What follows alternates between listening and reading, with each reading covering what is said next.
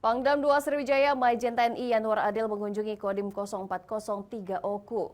Dalam kunjungan tersebut, Pangdam memberikan bantuan terhadap demplot budidaya ikan gabus binaan Kodim 0403 Oku dan mengapresiasi kinerja anggotanya. Kodim 0403 Oku menyambut langsung kedatangan Pangdam 2 Sriwijaya Majen TNI Yanuar Adil di Kodim 0403 Oku. Kedatangan Jenderal Bintang 2 itu dalam rangka kunjungan kerja ke jajaran TNI AD untuk memberikan pengarahan dan memantau kinerja jajaran Kodim 0403 Oku. Dalam kesempatan itu, Pangdam 2 Sriwijaya Majen TNI Yanuar Adil meninjau langsung pembudidayaan demplot ikan gabus oleh kelompok tani yang dibantu langsung Kodim 0403 Oku dan Pemda Oku.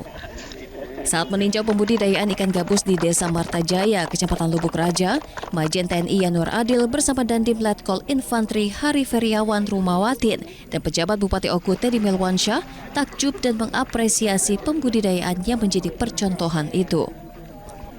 Pangdam 2 mengaku puas dengan kinerja Kodim 0403 Oku bersama Pemkab Oku membantu masyarakat untuk pengembangan ikan gabus guna menopang ketahanan pangan khususnya di Oku.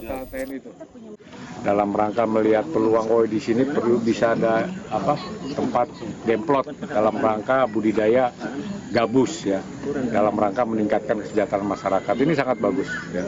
Saya sudah melihat dan mengecek. Ya, terakhir saya mengapresiasi, ya mudah-mudahan ini bisa menjadi percontohan di desa-desa yang lain.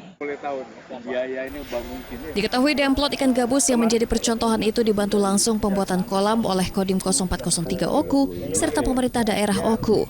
Pembudidayaan itu sendiri direncanakan selain menjual ikan secara utuh, juga dilakukan terobosan membuat minyak ikan dan abon ikan untuk dipasarkan. Dari Ogan Komering Ulu, Widori Agustino, iNews melaporkan. Ada yang jadi di rut semen batu aja.